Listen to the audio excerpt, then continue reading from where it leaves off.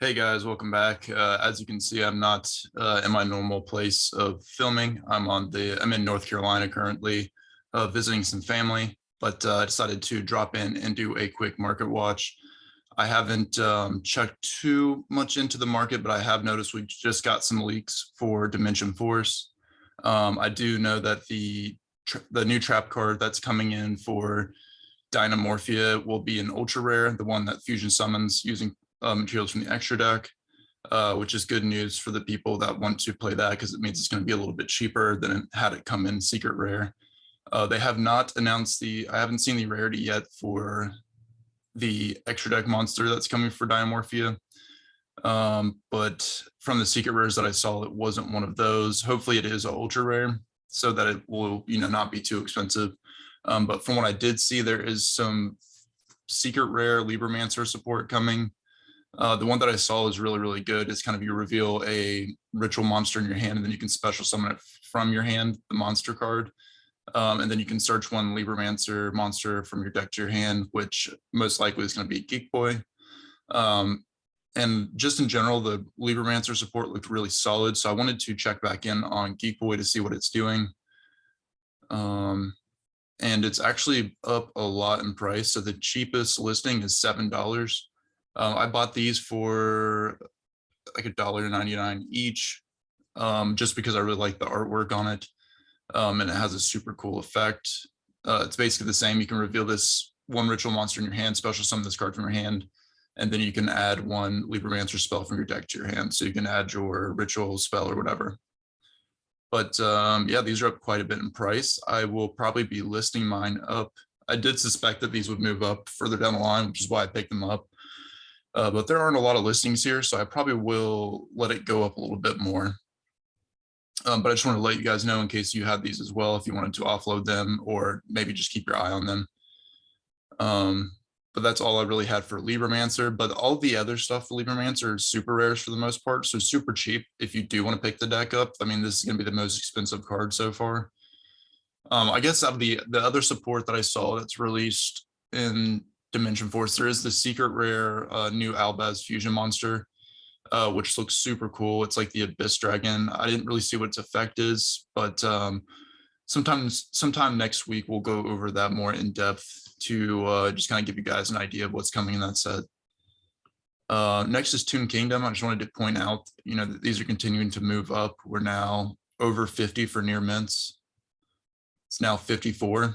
It's still not too late to grab these if you want them.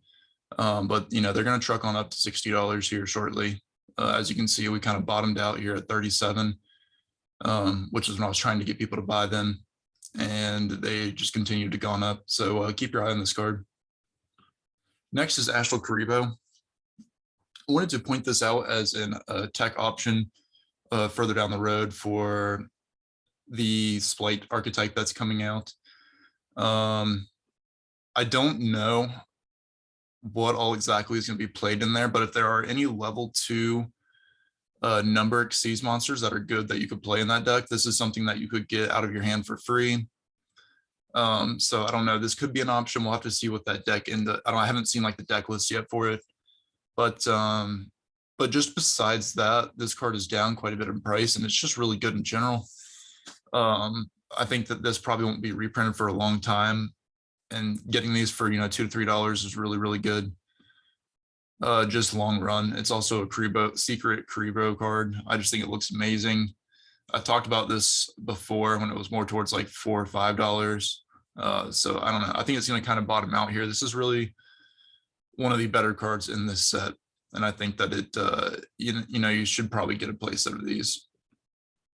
Next is Guardian Chimera. I went ahead and bit the bullet and ordered a copy last night. It's down a little bit in price. It was more towards 60, and now it's more towards 50. But bottoms out at 55. I think it'll kind of hang out in this range for a little while. But I wouldn't wait too long, because I think that this card will continue to head up in price, especially since it won't get reprinted until next year. Moving on, I wanted to check in on Branded in Red as well. This is now in the $4 range, and unfortunately, I don't think it's going to stop here. So if you need these, I would get them. One thing to note about this card is you don't necessarily have to fusion someone with it. You can just add one Despy or a Fallen Valbez from your graveyard to your hand, which can be very good for, further down the game, or depending on what you want to do. Like if you want to add, let's say if you wanted to add your Aliber back to hand and then normal summon it to get your branded opening, you could do that as well. So I just really like this card. I just think it's super good, and undervalued, honestly, at $4. Next is going to be Ad Libitum of Despia. This card's skyrocketing in price. I told people to get these when they were 20, 30 cents. I personally have 5 copies. I pulled one in a box, and then I ordered 4 sometime last week, and I think I actually ordered 2 more last night, so I should have even more. But these are continuing to go up in price. I think you'll see over time that people are going to go from 1 copy of this to 2 or 3, just because it's super good, especially later in the game. I think optimally you play 2 of this card, because I wouldn't really want to see it in my opening hand. If you do, it's fine, but I feel like if you see that like your second turn, it's like super powerful, because you're going to be able to get one of your fusion monsters back, like Albion. Moving on, I wanted to point out that Ghost Reaper Winter Cherries is seeing a lot of attention competitively, and just for not just competitively, but for also collection purposes. We're seeing the original print secret rare, up towards $40 for the first edition. Maybe even more. So 41, actually, that is crazy. If you have these, sell them, honestly. Like it's not that good.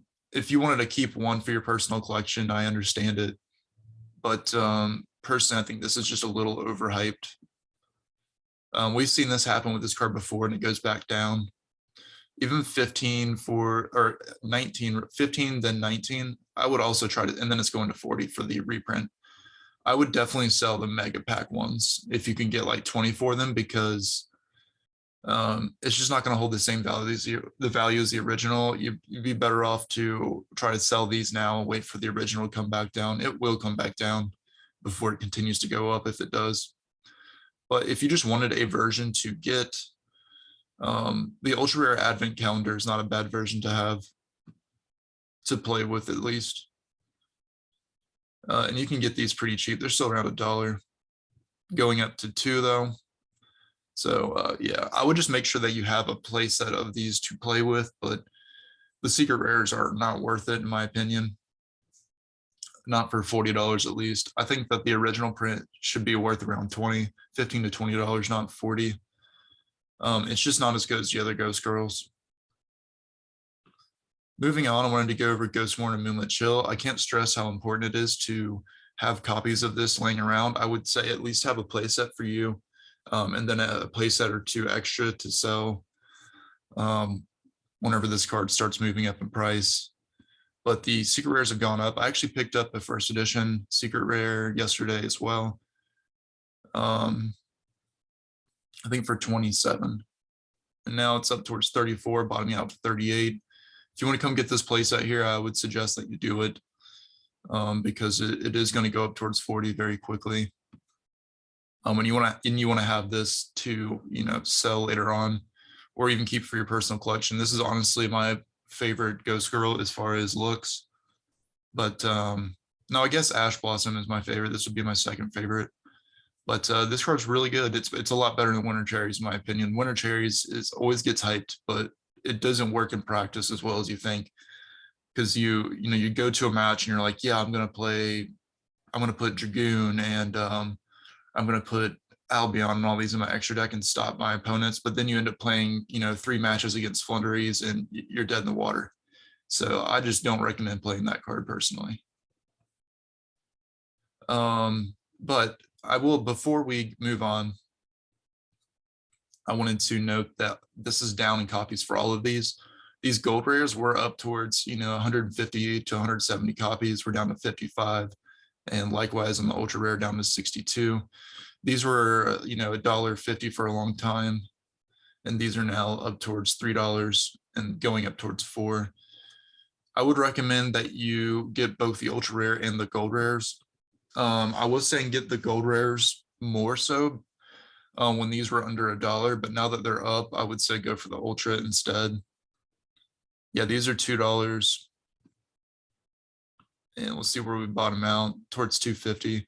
I picked up. I think I now have one play set of these and one play set of the altards, one play set of the ultra rares, one secret rare that's coming on the way, and then I ordered another play set of these last Friday when I was getting the 10% bonus back. So I have quite a few versions of these coming or already in my hands. We will look at the alternate art for just to see where that's doing, because I feel like that might end up doing pretty well because that's the only version we have of the alternate art. These are cheap, down around $1.70, bottoming out to $2. I guess people don't like this art as much. I think it's cool. I do like the original art the best though, in my opinion. But if you just need copies, I mean, I would get both of these. But I don't know. I feel like at this point it's already doubled in price since when I bought it. So I would maybe just go with the ultra rares. But secret rare is first priority because that will always go up. It did. The secret rare didn't even blink when it got reprinted twice. It's still the same price. Next is Forbidden Droplet from Rise of Duelist. I just wanted to point out that this has dipped hard, you know, coming down from about 140. It says 116, but they have a playset here for 96. Bottoming out to, let's see where the near mint is, 120. So for the 120, I probably would say no, but I think the light play at 96 is really good, especially since you can get a play set. So if you need these, now's the time to get them before they start moving up. This is what always happens when we get a reprint announced further down the line. We see an initial dip, but then people figure out, well, what am I going to play for the next 6 months while I'm waiting for that reprint? They decide just to come pick them back up. And then this card will go right back up to where it was. So I would just make sure that you have these if you want them. Now's the time to get them. There was one more card I wanted to point out too, just because I just saw it now. Gizmek Orochi, the secret rare, is very, very cheap right now. Let's see, the price is $3 for Unlim, $3 for Light Plate First Edition. I would get these because if you look over the course of a year, you know, these were much higher. I actually bought mine when it was $7.50. And unfortunately it's, you know, it's lost in value, but to me, it doesn't really matter that much because I know it'll go back up in price. But you can get a near mint first edition for $4 and then $4.50. I mean, it does kind of go up quickly. I would just make sure that you have your, you know, first edition secret rares, because this card will always see some amount of play, especially in machine decks. And it's just I don't know, it's just a great extender / interruption to play against your opponent. And if you're playing something that, you know, benefits from banishing your cards, this card is just unbelievable. But that's all I really have. I just wanted to point out a few, you know, pieces of news that I had, and then, you know, kind of spend a little bit of time talking about some cards that I've noticed recently. But I guess the main takeaways is that we're seeing Ghost Girls getting bought out over time, and right now they're kind of moving off the market really quickly, and I don't know if they'll ever be replenished, honestly, especially for those first edition secret rares. But also the new set that's coming out, and just that right now the Libromancer stuff is going up. But like I said, I guess the biggest penny stock out of this set is Ad Libitum, because we won't see a reprint until, I guess, September when we get the 10s. It could be October like it was this year too if we get a delay. These are still pretty cheap. I mean, I don't think they're going to skyrocket, but $2.50 to $3 is probably what I expect for this card in time. But thanks for watching. I will see you guys later. I will have more in-depth videos when I get back to Georgia, but I just wanted to check in on you guys and give you something to tide you over till then. But thanks for watching.